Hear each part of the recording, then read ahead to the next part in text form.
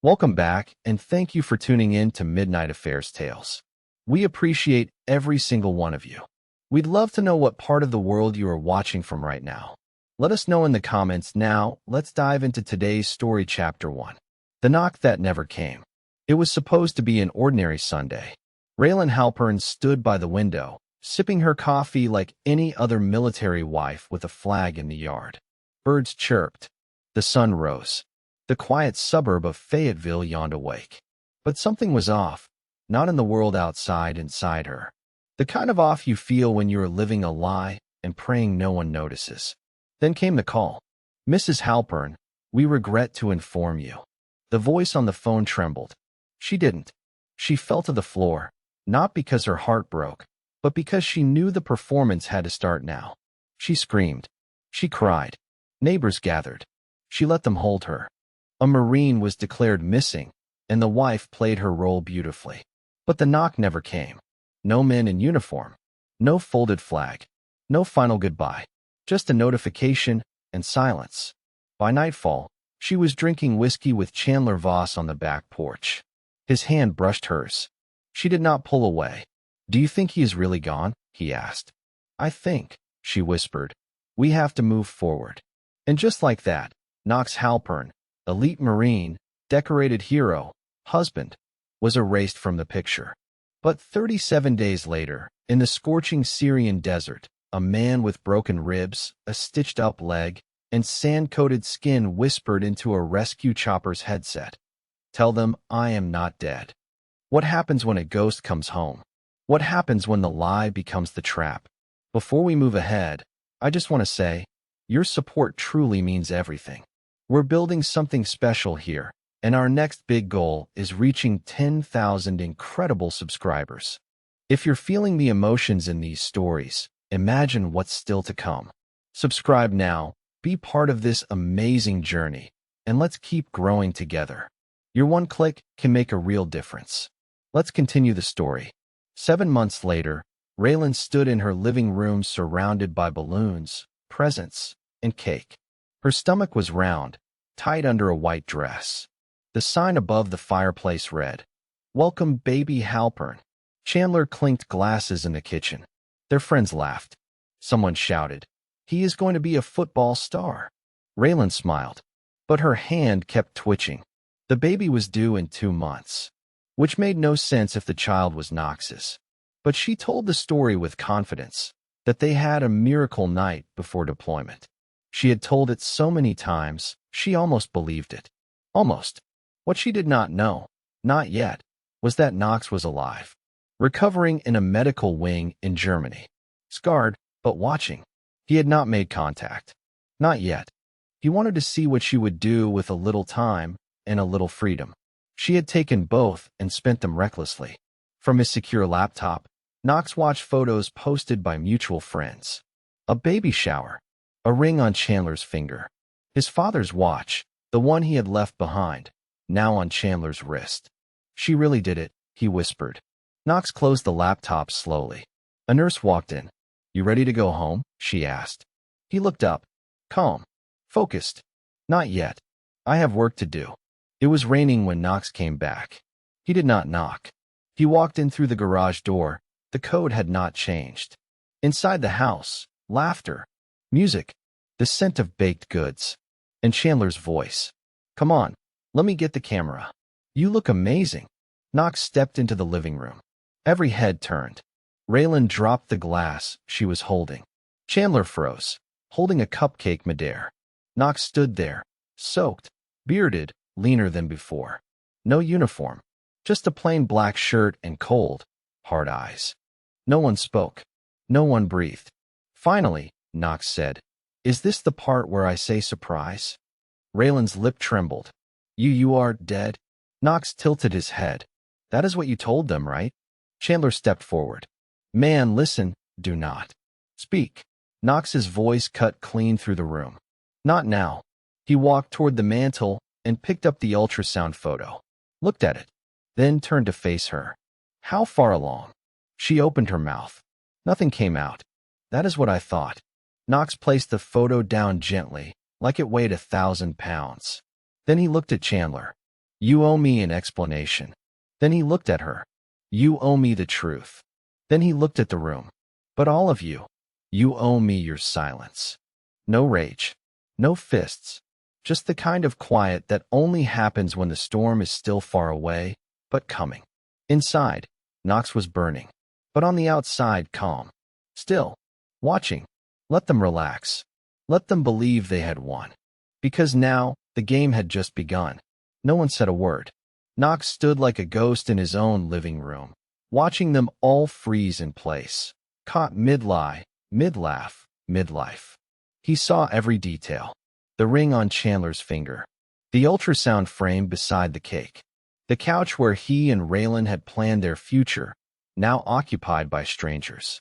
Raylan finally stepped forward, voice shaking. We thought you were dead. I know. I read the report. I saw the memorial.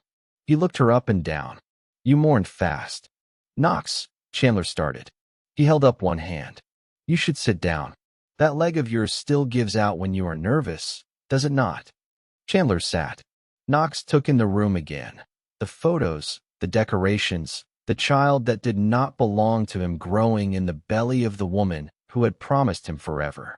He did not shout. He studied. I am not going to fight you, he said, eyes locked on Chandler. I already did that. For this country. For people who were supposed to have my back. Raylan's face twisted. We were grieving. No. You were rehearsing, Knox said.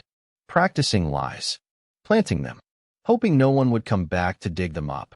Knox turned and walked toward the door. He stopped once. You think this was a storm? No. This was the silence before it. He left the house.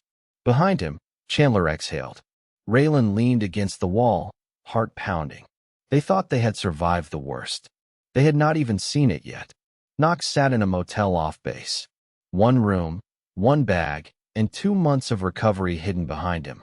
He stared at the wall, not blankly, but with purpose. His phone buzzed.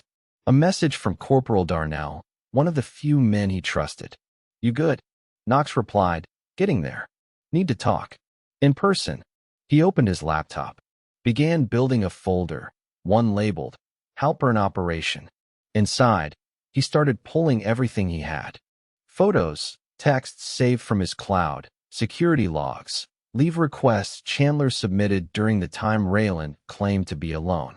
Everything smelled off, and he was going to prove it. Knox played the long game. He spent the next few weeks acting broken, visiting base chaplains, sitting quietly in coffee shops, showing up at counseling sessions. Word spread fast. Halpern is back, but he is not the same. Exactly what he wanted them to think. Meanwhile, Chandler and Raylan walked around town like nothing had happened. Chandler had even started wearing Knox's old Marine jacket. Probably thought no one would notice. But someone did. Darnell met Knox behind a gym near base. You sure you want to do this? He asked. I am not after revenge, Knox said. I am after clarity. And when that brings pain, they earned it. Darnell nodded. All right. I will dig. Knox gave him a USB drive. Start here. Follow the money. Raylan thought he would vanish. Chandler thought he would collapse. But they did not understand Knox. He did not act out of anger. He acted with intention, and he had no intention of letting this end quietly. It began small. Knox watched them from a distance. Raylan would leave the house midday, meet with a man in a suit, always carrying a file folder. Chandler took calls outside, never on speaker. Once, Knox saw him meet with someone near a construction site. Exchanging something, he slipped into his boot. Interesting. Raylan still posted online, calling herself Military Widow Warrior. Knox screenshot every post. She had no idea what was coming. Inside her world, she believed she was safe. The baby would earn her sympathy.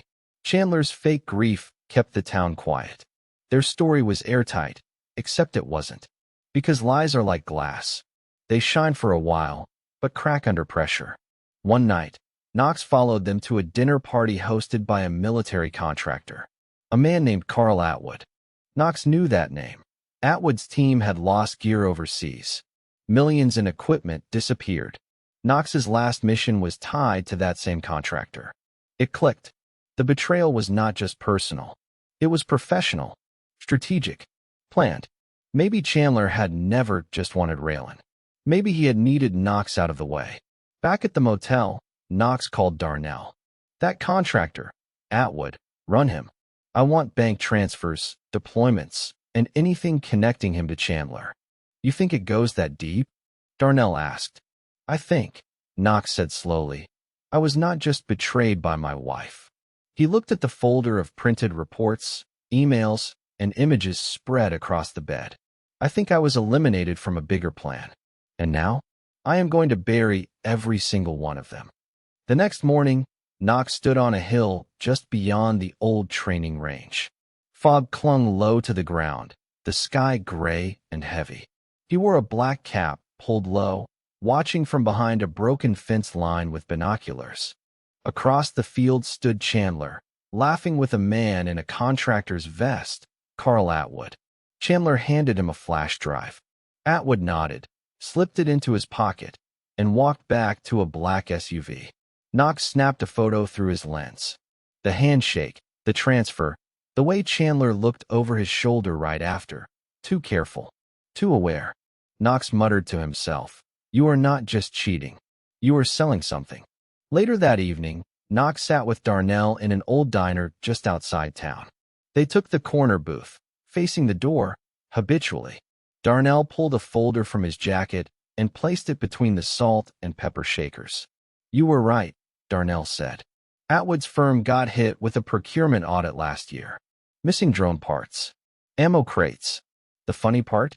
Chandler signed off on transport security 3 months before your unit got ambushed. Knox's jaw tightened. He used my deployment to get it through. And the hit in Syria? Darnell leaned in. It lined up with the shipment window, like someone wanted your convoy off course. Knox stared at the table. They wanted me to disappear. Darnell hesitated. That woman, you think she knew? Knox looked up, eyes hollow. She was either part of it, or she just stopped caring who got hurt, as long as it was not her. He pocketed the photos and stood. I am going to let them keep digging their hole. Darnell nodded. And when it is deep enough. Knox gave a small, cold smile. I will hand them the shovel. Raylan moved through her house like a woman living someone else's life. She decorated the nursery in pale yellow, posted filtered selfies with the caption, Little one on the way, still healing. Sympathy rolled in like waves. But her reflection was betraying her. She stared in the mirror longer each day. No glow in her eyes, just something nervous and flickering. Chandler had grown distant, spending longer hours working and taking phone calls outside. The story they crafted was solid, but her gut said otherwise. One night, as she folded baby clothes, her phone buzzed. Unknown number. She picked it up. A deep, calm voice spoke. How does it feel, Raylan? She froze. Who is this? You know who this is. The line went silent. Her hand trembled. She dropped the phone and rushed to lock the front door, even though she knew it would not matter. If Knox wanted in, he would already be inside. The silence after the call was worse than the call itself. He did not yell. He did not threaten. That scared her more. Chandler came home later, smelling like gun oil and sweat. She asked, Are you seeing him? Chandler stopped halfway through removing his boots. What? Knox. Has he talked to you? Chandler grabbed a beer and sat down. No. He is hiding. Like a coward. Raylan blinked. He is watching us. So what? Chandler said, laughing bitterly. Let him watch. What is he going to do? Cry about it? Raylan did not laugh. She stared out the window, whispered more to herself than him. No. He is planning something. And I think we are already in it. Knox moved like a shadow through Fayetteville. He stayed off base, avoided contact with anyone tied to command, and kept his movements unpredictable. He rented burner phones, used cash, and drove different routes every day. Trust was a currency he spent carefully. But tonight, he was not hiding. He sat in the back office of a quiet auto shop run by a former Marine named Riley Burke, a man who owed Knox his life from a fireteam ambush in Marja. You were saying this Chandler guy was moving parts? Riley asked, flipping through invoices. Parts. Weapons. Tech. Knox slid over a printed map. This is the drop point. Atwood's trucks move through here twice a month. Riley leaned back, whistled low. Damn. So the whole mission was a cover. Looks that way, Knox said. And Chandler was on medical leave during that op. Which means he had access, and no oversight. You think your ex knew? Knox paused. I think she stopped asking questions a long time ago. Riley nodded slowly. And what do you want me to do? Plant a tracker. Confirm the route. Then leak it. To who? To a journalist. One with teeth. Riley smirked. You always had a flair for silent chaos. Knox's voice dropped. It is not chaos if every move is calculated. Before leaving, Knox looked out across the dark shop. They built their little kingdom on lies. I am not going to tear it down. I am going to make them walk into the fire, thinking they are still safe. And with that, he vanished into the night. Not a broken man, not a soldier seeking closure, but a ghost with a plan. Raylan stood on the stage of a local veterans benefit gala, microphone in hand, belly fully showing now. She wore a navy blue maternity gown, gold earrings, and just the right amount of sorrow in her eyes. My husband was declared missing, she said softly, her voice practiced and slow. But his memory lives on in our hearts. I raised this child not just as a mother, but as a widow of a hero. Applause. In the back of the room, behind the bar, Knox watched in silence. He leaned against the wall, arms crossed, wearing a server's uniform. No one recognized him. The beard helped, but so did the lighting. She had no idea he was 20 feet away, watching her lie in front of strangers. He recorded every word. After the speech, Raylan walked off stage and embraced Chandler, who had been playing the grieving best friend for the press all night. Cameras flashed. Her hand rested on her stomach. Knox whispered to himself, that baby is not mine. But that shame? That is going to belong to both of you.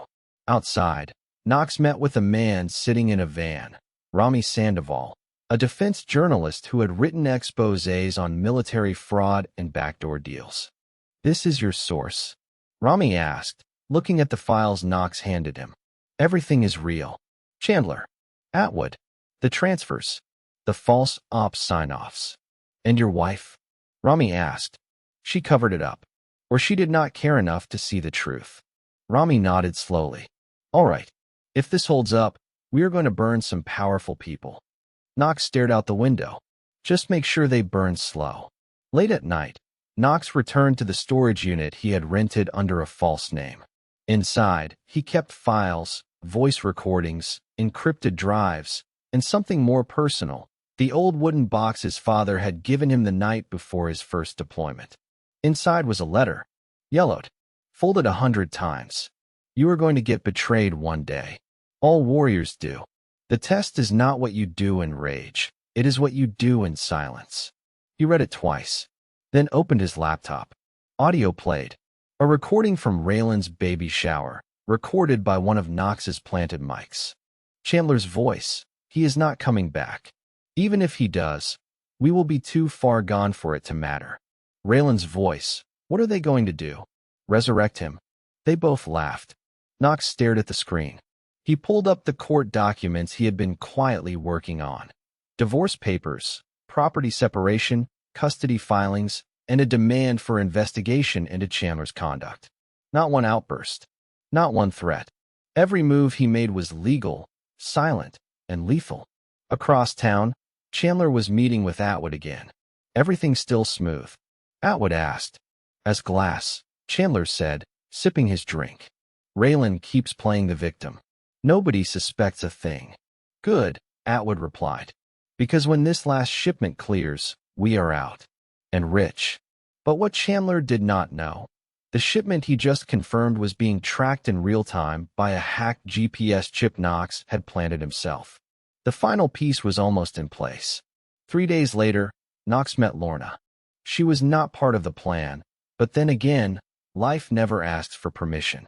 She was a trauma nurse who had treated him during his stay in Germany. They reconnected when she came stateside. Quiet, grounded, sharp-eyed. She saw right through people, even him. They met at a small diner off the interstate. He had not told her everything. Not yet. Just enough. You do not talk like a man who is angry, she said, watching him over coffee. I am not angry, Knox replied. I am focused. She raised an eyebrow. There is a difference? Yes. Anger is loud. Focus is useful. Lorna leaned in. So what are you building? Knox hesitated, then said honestly, a case. Against the people who used my disappearance as cover for something darker. She did not flinch. Good. People like that do not just need punishment. They need exposure. Knox nodded. Exactly. Later that night, he opened a message from Darnell. Shipment confirmed. Tracking active. Video proof coming in 24 hours. Below, it was a grainy photo. Chandler taking a meeting with two men outside city limits. One of them flagged in military intelligence as an arms dealer. Knox exhaled slowly. It was no longer just about Raylan.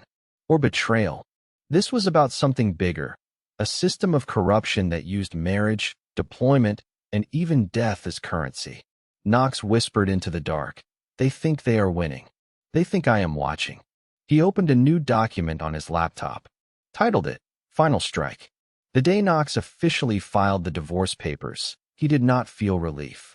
He felt strategy. He delivered them through a court clerk, not a confrontation. Raylan received the documents 2 weeks after the gala, hand-delivered, stamped, and real. Her jaw dropped when she saw the official note. Due to surviving party's reappearance, standard widow benefits are now suspended. She stared at the page, hands trembling. Her comfort? Her payments? Her shield of sympathy? Gone. Chandler read the packet behind her. This is war. Raylan looked at him, eyes wide. You said he would disappear. He was supposed to. Well, he didn't. That night, Knox walked past their house in the rain, just once. He did not stop. He did not look inside. He just passed by, knowing Raylan was watching from the second-floor window. The message was clear. I see you. I am not done. The next morning, Knox met with a judge in private chambers, a trusted family court connection Darnell had introduced him to. She took survivor benefits knowing he was not deceased. The judge asked. Yes, Knox replied. And she passed off another man's child as mine. You have the proof? Knox placed a folder on the desk, DNA tests, timestamps, social posts, recorded calls. All verified. The judge flipped through it, nodding slowly. All right then, let us begin.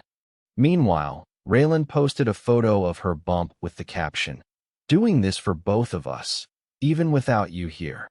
But the comments were different now. Some noticed inconsistencies. Some whispered about the timeline. The perfect narrative was cracking, and Raylan had no idea it was going to shatter next. Inside a dimly lit gym on base, Chandler Voss threw punches into a heavy bag. Hard. Fast. Out of rhythm. His hands bled through the wraps.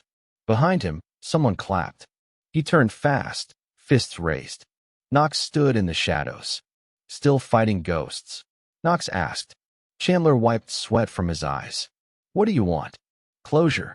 I thought that was what the papers were for. Knox stepped forward. No, that was business. This is personal. Chandler scoffed. You really think you can make me feel guilty? After everything? After being left behind by command, by the Corps, by your own fate? You were my brother, Knox said, voice flat. And you broke the code. Chandler stepped forward too. I kept her alive. No, Knox replied. You kept her distracted, while you moved stolen gear and got rich behind my corpse. A beat of silence. Then Chandler said something he should not have. I did what I had to. Maybe if you had stayed dead, it would have been cleaner. Knox's face did not change. But inside, that sentence snapped something into place. He leaned in and whispered, You are going to walk across a minefield, Chandler. And every step you think is safe, that is the one I set myself. Knox walked out. Chandler stood still, finally feeling fear.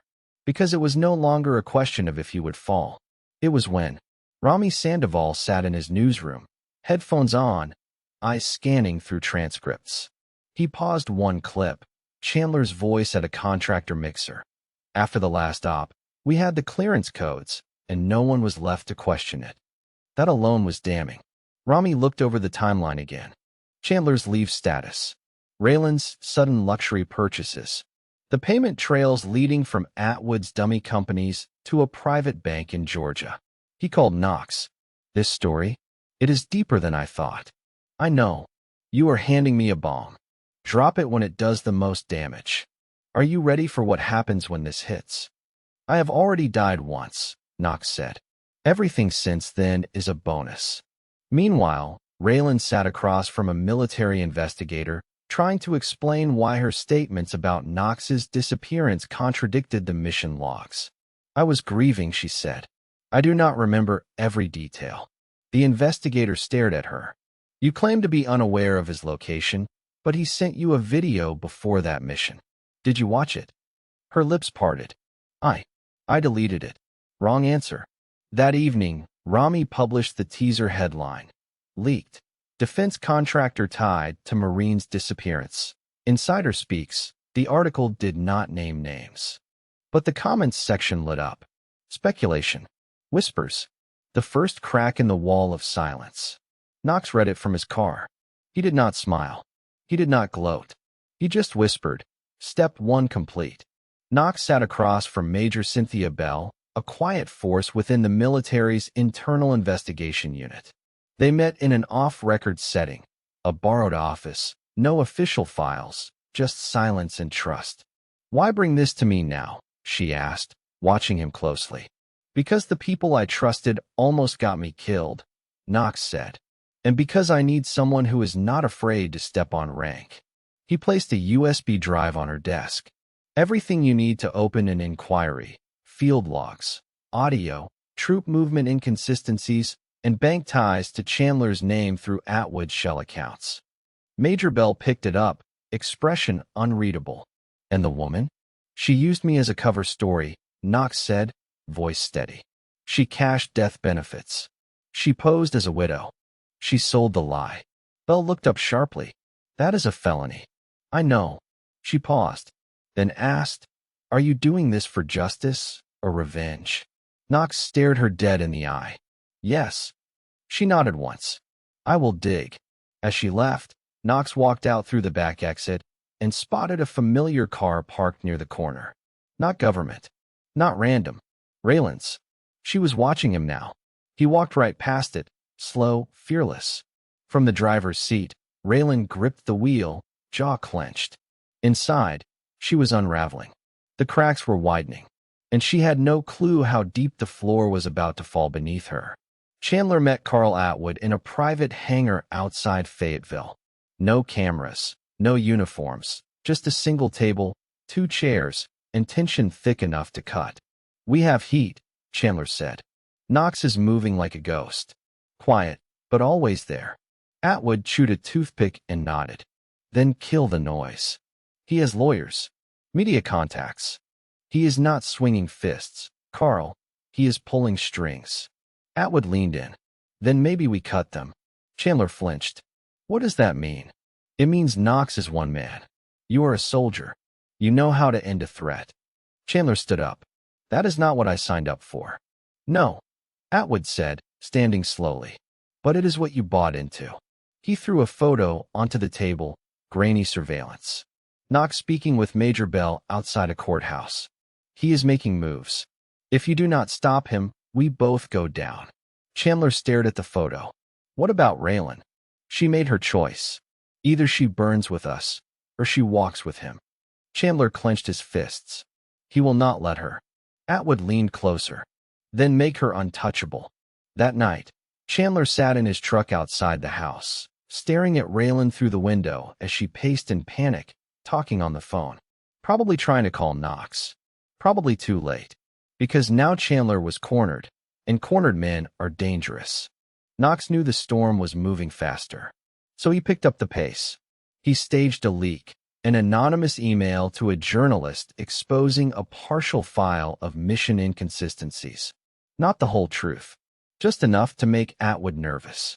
Rami called immediately. Was this you? Yes. Why not drop everything? Knox's voice was cold. Because panic people make loud mistakes. While the article stirred controversy, Knox paid a visit to someone unexpected, Raylan's younger brother, Micah. A private man, ex-military, cut ties with Raylan years ago. They met behind an old shooting range. "I did not expect this," Micah said, arms crossed.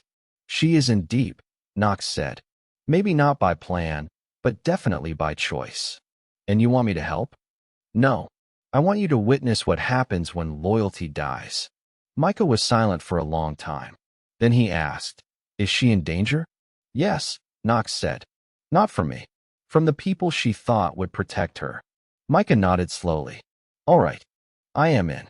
That night, Knox left his motel room unlocked on purpose. He sat at the diner across the street with Lorna, sipping black coffee. Back at the room, a figure crept inside. Black gloves, hood, flashlight. Silent. Knox watched through binoculars. The man searched the desk drawers, computer bag, even under the mattress. Knox clicked his phone once, sending a signal. A hidden camera lit up. Face, timestamp, movement, captured clean. Next day, that footage was anonymously sent to Rami, to Major Bell, and to one special recipient, Carl Atwood. No caption, no threat, just proof. You sent the wrong guy. And now I know your face. Rain hit the motel roof like a ticking clock. Knox sat in his car across the street, watching the man who had broken into his room the night before, now sitting at a bar, alone, waiting. He was not military. Too sloppy. Civilian hire. Probably private security hired by Atwood or Chandler. Knox knew this game well. He got out, walked into the bar, and sat 2 stools down. Quiet. Intentional. The man noticed. Tensed. Reached toward his pocket. Knox beat him there, not with a punch, but with a photo slid across the counter. It was the man's face. Clear. Night vision lens. Time-stamped. The man froze. "I did not press charges," Knox said, sipping water. "Yet." "You have no idea who you're messing with," the man muttered. "No," Knox said flatly. "You don't. Because if you did, you would be on a plane out of here already." He stood up, dropped a folded piece of paper on the bar, a list of names, including Atwood, Chandler, and dates tied to the shipment files. "If you're smart," Knox said without looking back, "you'll take this and start talking before the feds come knocking." Outside, he called Rami. "We need this guy flipped." Rami was already moving. "Give me 12 hours. The trap was not just set. It was closing. Raylan sat in the nursery, her world caving in one quiet hour at a time. Emails had started coming in from lawyers. Her benefits were frozen. Her housing status was under review. The bank flagged suspicious activity on joint accounts, the same ones she thought Knox would never touch. And then came the final straw. A letter. Paternity fraud is now under legal review. Full custody action pending. Raylan sobbed into her palms. Not for love lost. For control slipping through her fingers. She called Chandler in a panic. He ignored the call. She drove to his place. Banged on the door.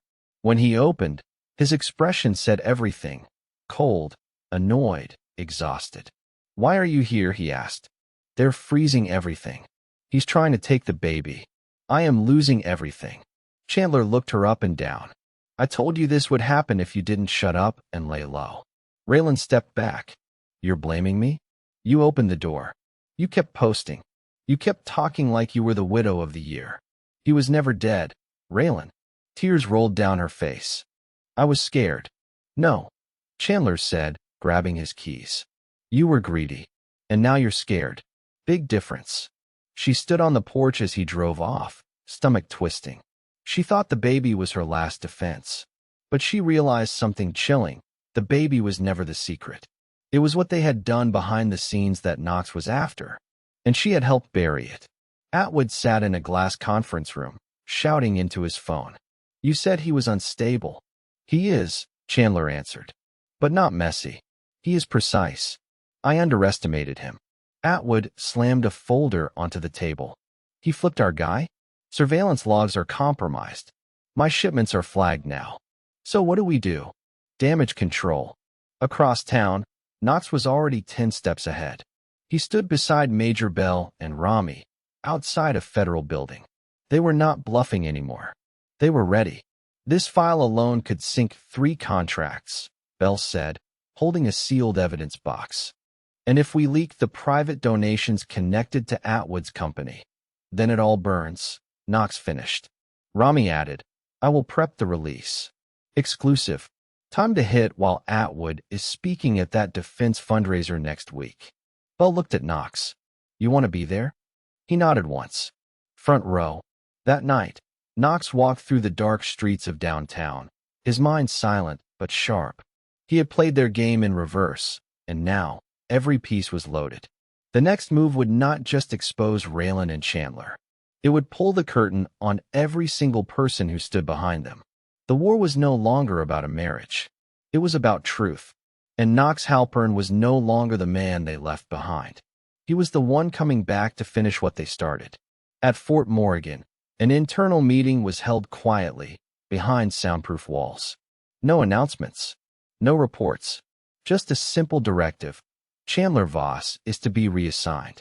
Immediately. Officially, it was a rotation. Unofficially, it was a soft exile. His clearance had been reduced. His access to sensitive systems revoked. A whisper campaign followed him across the barracks. Knox had made a single call to a command sergeant major who owed him from the field. Just enough to light the fuse, not enough to trace. Now Chandler sat in an empty locker room, staring at his gear in silence. His hands shook.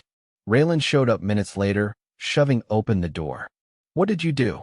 He did not turn. They reassigned me to logistics. Logistics, Raylan. After 10 years of field clearance. You said you had control over this. Chandler stood up slowly. I had control until he came back. She moved toward him. Then do something about it. I tried, Chandler hissed. He is always one move ahead. Raylan's voice cracked. We are falling apart. He finally turned. No, you are. Because I cleaned up after your lies, your performances, your grief parades. You were not broken when he died. You were relieved. The room went still. She slapped him. He did not flinch. Feel better? She whispered. You are just as guilty. He leaned in. Guilt is for people who lose. And I am not finished. He grabbed his bag and walked out. Raylan stood there, not just alone, but aware that this was the beginning of their end. And she had no idea what was already in motion. 3 nights before the planned fundraiser ambush, Knox sat in his storage unit, reviewing footage. And then he found it. An old mission file buried inside a backup folder. Footage he had never seen, drone cam, dated a week before his unit's ambush. He watched as a convoy moved through a canyon. Audio chatter played, confirming location. Targets approaching. The camera zoomed in on the vehicles. One of them was not theirs. It was a disguised contractor truck, marked with Atwood's supply logo. Knox froze. This was not just about stolen gear. This was a controlled operation. They had moved contractor gear under the cover of his unit, and the ambush? It was not a coincidence. They had used his team as a live shield to move weapons, and when it went south, they let him die so no one would talk. Knox stood up, chest tight. His unit's deaths were not tactical accidents. They were sacrifices. He called Major Bell immediately. I found something. It changes everything. When he showed her the file, she went pale. This is treason. No, Knox said. It is murder. And now, it was no longer about revenge. This was a war crime. The fundraiser event was a polished illusion, gold lights, military brass, donors in tuxedos, and a perfectly rehearsed speech by Carl Atwood at the podium. Chandler and Raylan entered late, dressed for cameras. She wore red. He wore a fake smile. They believed they had weathered the storm. Knox sat in the back row, Lorna beside him. Major Bell and Rami stood near the media table. Atwood's voice echoed through the speakers. It is the honor of private industry to serve our brave men and women. The screen behind him flickered. A glitch. Then a video began to play. Drone footage. Mission logs. Shipment routes. Audio clips of Chandler and Raylan. Even if he comes back, we will be too far gone. Clearance codes signed by Chandler Voss. A sharp silence cut through the room. Then gasps. Atwood turned to the screen, eyes wide. Turn that off. No one moved. Cameras flashed. Reporters whispered.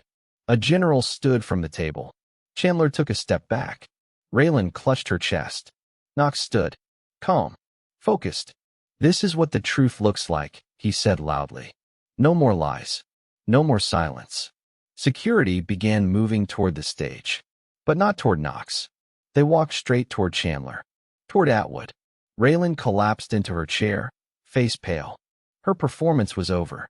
The curtain had dropped, and justice had entered the room. The fundraiser was over before dessert was served. Uniformed officers surrounded Chandler, asking him to step away from the guests. Raylan's hand tightened around his arm, but he shook her off without a word. His face, once smug and polished, was blank now, drained of all color. Carl Atwood tried to leave out the back door. He was met by 2 federal agents and a quiet, steely-eyed Major Bell. "You can call your lawyer from the transport van," she said, flashing her credentials. "What the hell is this?" Atwood snapped. She stepped closer. "It is called accountability." Knox watched it unfold from his seat. He made no dramatic moves. He did not need to. The work was done. The evidence, the timing, the public exposure, all of it had hit exactly as planned. Raylan stumbled backward, hands shaking, her clutch falling to the floor. No one moved to help her. She turned toward Knox. "You did this," she hissed, her voice hollow. "You ruined everything." Knox stood slowly, eyes calm. "No, you did. When you turned your back and expected the truth to stay buried. You think people will believe you're the victim?" she sneered. "I do not need them to," Knox replied. "Because this is not about being the victim. It is about justice." Raylan's lips trembled. "You were supposed to be dead." Knox stepped close enough for her to hear every word. "Turns out, I was just quiet. And you mistook silence for death." He walked past her without looking back. And with every step, she felt the weight of something she could no longer deny. She had not just betrayed a man. She had made an enemy out of the one man who never stopped watching. Inside the interrogation room, Chandler Voss sat with his hands chained to the metal table. Sweat rolled down his temple. The air was cold, but his skin burned. Across from him, Rami Sandoval observed through a glass panel with a federal prosecutor and Major Bell beside him. "He will not last long," Bell said. "His ego is not built for pressure." Inside, the agent pressed play. A recording filled the room, his own voice from a call 3 months ago. "Once the shipment clears, we are golden. Just make sure no one from Halpern's unit talks." Chandler's eyes twitched. "Who else was involved?" the agent asked.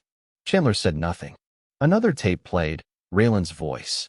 "I deleted the message. I did not want to hear his voice again." A pause.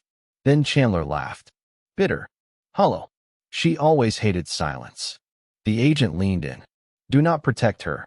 She will not protect you." Chandler stared at the table. She was supposed to keep it simple.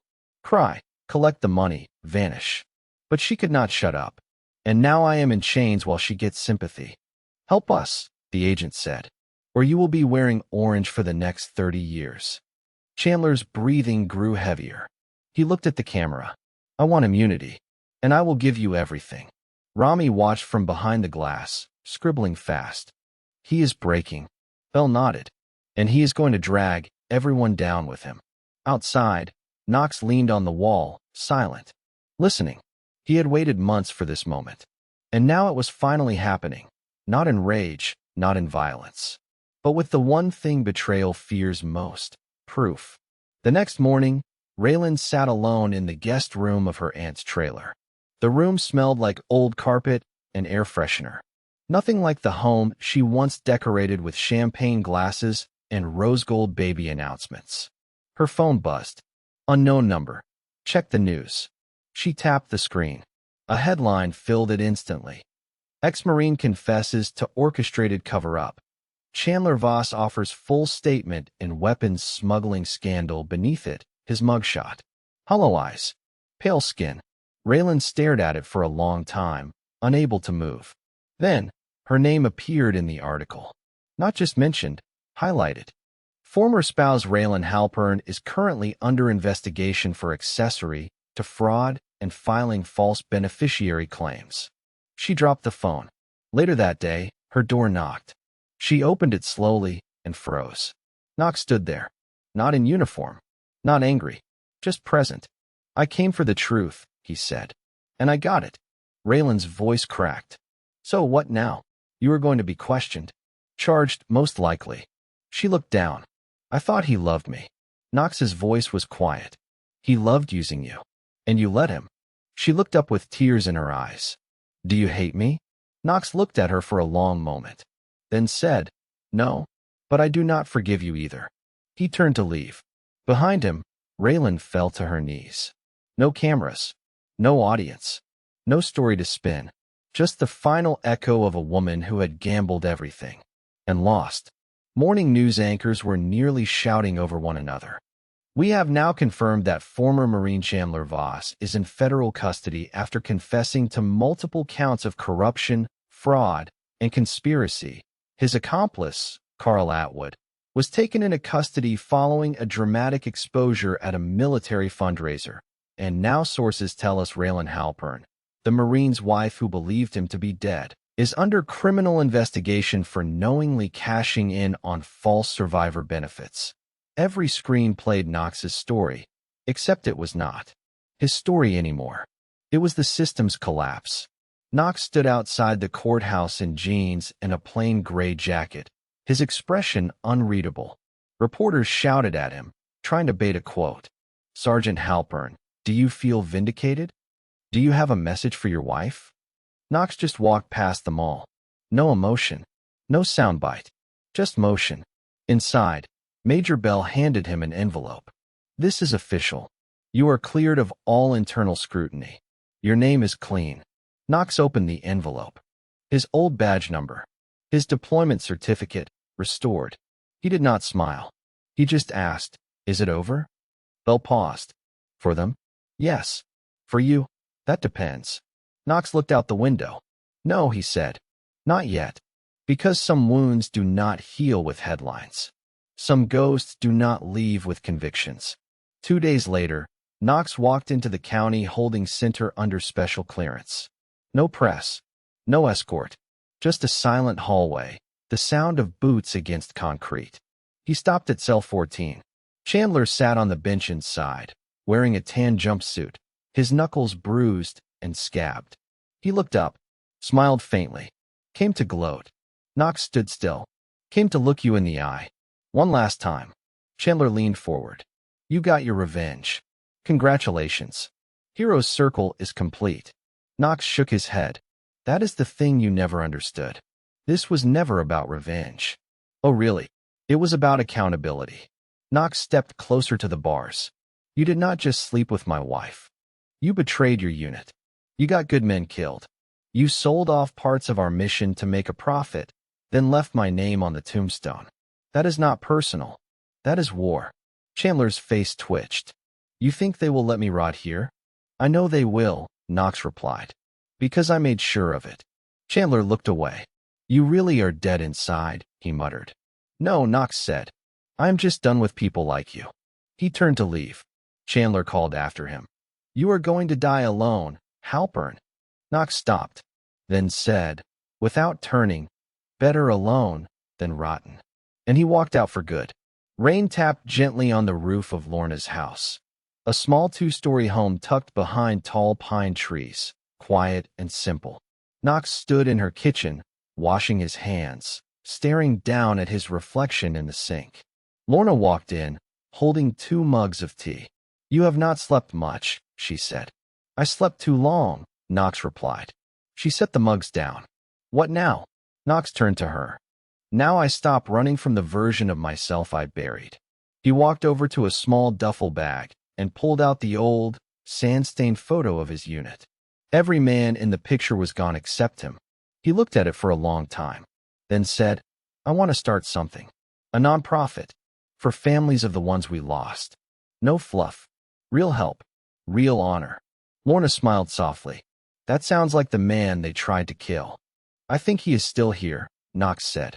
Later that night, they sat on the porch, just breathing in the silence. No noise, no chaos, just the space left behind when truth clears the room. And for the first time in a long time, Knox allowed himself to feel something again, peace. Not complete, but enough. Weeks passed. The trials began. Atwood was charged with federal-level corruption and procurement fraud. Chandler was sentenced to 35 years without parole. Raylan's plea deal was rejected after she was caught attempting to delete communications during the investigation. She was facing real time. Knox stayed out of the spotlight. Instead, he stood in front of a small group of veterans and Gold Star families, holding a mic in a church hall. "I came back to a life that was not mine," he said, "but I chose to make something out of it." Behind him was a banner, the Halpern Foundation, for the fallen, not forgotten. He closed the speech with a short silence. Then he said, "This is not about me. It is about what comes next." In the back row, Lorna held his son, a boy Knox had once been told he would never raise. Now, he had a future again. Not the one he expected, but the one he earned. Raylan sat across from her court-appointed attorney inside a quiet legal office. Her hands were fidgeting. Her eyes were puffy. She had aged 10 years and 2 months. "You understand the offer?" her lawyer said, sliding the paper toward her. "If I take the deal," Raylan whispered, "I plead guilty to 3 counts, serve 10 years minimum. No custody, no property, and no access to any veteran's benefits again." "Correct." She stared at the paper. "I thought if I cooperated." "You did not cooperate," the lawyer interrupted. "You lied. You deleted files. You called Chandler from a burner phone after he was arrested. You tried to get him to retract his confession. The court sees you as complicit." Raylan swallowed hard. "I was scared." "No. You were greedy. There is a difference." Raylan looked down. "Does he know?" she asked. "Knox." The lawyer paused. "He knows everything. And no, he will not be speaking on your behalf." Raylan signed the plea. Because even she knew there was nothing left to save. Not the image. Not the future. Not herself. Only regret. And the echo of a life she helped burn down. Back at Lorna's place, Knox sat alone in the spare bedroom, his desk lit by a small lamp, the house quiet. He pulled out a folded sheet of paper. The letter. The one he had written months ago when he thought he was going to die in captivity. It began with, "If you are reading this, then I did not make it home." He skimmed the words again. The love he confessed, the apologies, the hopes for Raylan's future, the trust. He sighed and reached for a match. But just as he struck it, he paused. Not yet. He reached for a pen instead, and wrote something new on the back of the letter. "To the man I used to be, you were loyal. You were blind, but you were real. That part of you still matters." Then he folded it again and tucked it into a sealed envelope labeled, "Keep." Because some memories do not need to burn. They just need to stay in the past. The courtroom was smaller than the one Knox had imagined. No gallery, no press, just attorneys, a federal judge, and Raylan in a beige blouse, shackled at the wrists. She looked tired, beaten, smaller than he remembered. She was pleading guilty. As part of the sentencing, the court allowed a statement from the victim, Knox. He stood, cleared his throat, and walked to the center. "My name is Staff Sergeant Knox Halpern," he said.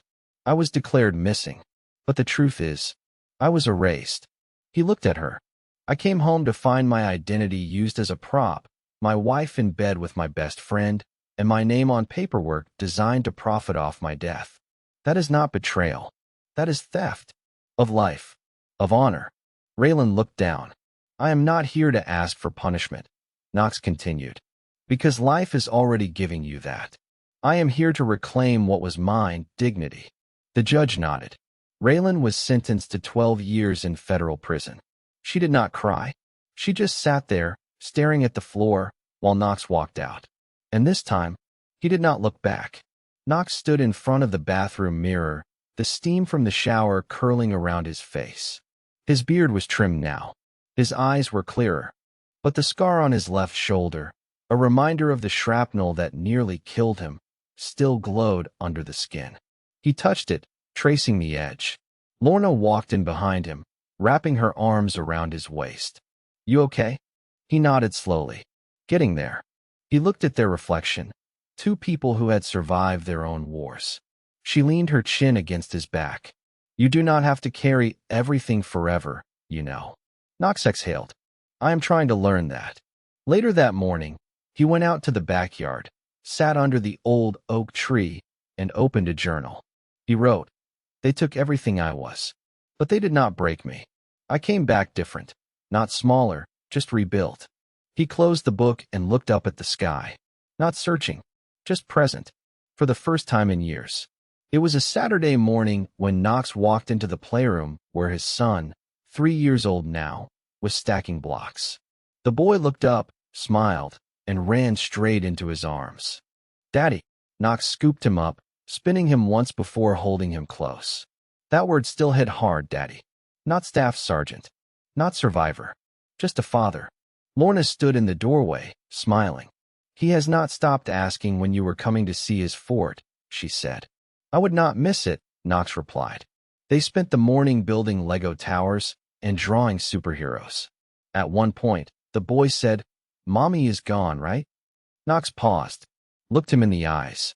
She is gone. But you are safe. And you are loved. That is what matters. The boy nodded, satisfied. Later, Knox tucked him in for a nap and just sat there, staring at the sleeping face that looked a little like his and a little like someone he used to know. He whispered, You are the reason I came back. Not to fight, not for revenge, but for this. Back at the Halpern Foundation's office, Knox sat across from a young Marine, no more than 22, struggling to speak. They told me I was not fit for field return. Said my head was too messed up. And now I am just floating. Knox listened carefully. You are not floating, he said. You are recovering. The Marine looked up. How did you get through it? Knox was quiet for a long moment, then said, I stopped trying to be who I was before the damage. The young man nodded slowly, taking it in. Outside, Lorna greeted new volunteers. Inside, Knox walked through the hallway where photos of fallen soldiers lined the walls. Every name mattered. Every face was a chapter. He paused at a photo of his former unit. Saluted quietly. You were not forgotten, he whispered. Redemption, he had learned, is not about making things right. It is about making sure they are not repeated. One quiet evening, Knox drove out to his old house. The one Raylan had tried to turn into a shrine for a man she thought would never come home. It was empty now, abandoned. The porch light broken, weeds growing up through the walkway. He parked, stepped out, and just stood there. Lorna had offered to come. He told her this one he needed to do alone. He stepped inside. The floor creaked. His boots echoed. In the living room, the baby shower banner still lay crumpled in a corner. He picked it up, looked at it for a second, then folded it neatly and placed it on the coffee table. He walked through each room once, touched nothing else. In the master bedroom, he stared at the bed, once shared, once sacred, now stripped bare. He closed the door behind him on the way out. Before leaving, he locked the front door. Not because someone might break in, but because no one ever would again. It was visiting day at the federal facility in Illinois. Knox was not there, but a letter was. Delivered by courier. No return address. Just a folded envelope with Chandler's name and inmate number typed on the front. He opened it inside his cell, expecting rage. What he found was worse. There is nothing I can say that you have not already destroyed. But you should know this. I forgave you the moment I stopped needing answers. Not because you deserve it, but because I do. You can sit in silence for the rest of your life, Chandler. I have already walked out of mine. No signature. Just a final blow that did not scream. It just left. Chandler read the letter 3 times. Then he folded it and placed it under his mattress, like a man keeping a knife close, even if it would never be used. Because deep down, even he understood, there is no defense against dignity. 1 month later, the Halpern Foundation hosted a closed-door gathering. Not a fundraiser, not a media event. Just families, veterans, quiet faces that carried loud memories. Knox took the podium dressed in a simple black shirt, no medals. We were not trained for betrayal, he said, looking around. We were trained for combat. So when the enemy wore the same uniform, spoke the same vows, it was not a battle we knew how to fight. He paused. But we fought anyway. Heads nodded. Eyes welled. And that is why we are still here. He stepped down to quiet applause. Later, Lorna walked up beside him. You never needed a spotlight, she said. He looked at the people. Some broken, some healing, all surviving. No, he said. I just needed them to know they are not invisible. Outside the hall, the sky turned golden. The kind of light that only shows up when storms are fully gone. And for the first time, Knox smiled. Not as the man who came back, but as the man who never stayed down. The adoption paperwork came through on a quiet Tuesday. Knox sat at the kitchen table, staring at the legal form with the new name listed in bold, Jackson Truth Halpern. His son ran through the hallway in socks, laughing, crashing into the side of the fridge.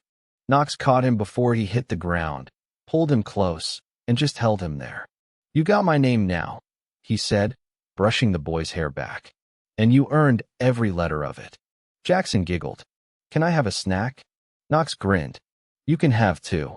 That night, Knox tucked him in, then walked out to the back porch with Lorna. He will never know the version of me that nearly died in silence, he said. Lorna looked at him. He will only know the version that lived. Knox nodded. Because that was the whole point. Not revenge. Not reputation. Just the right to live honestly again.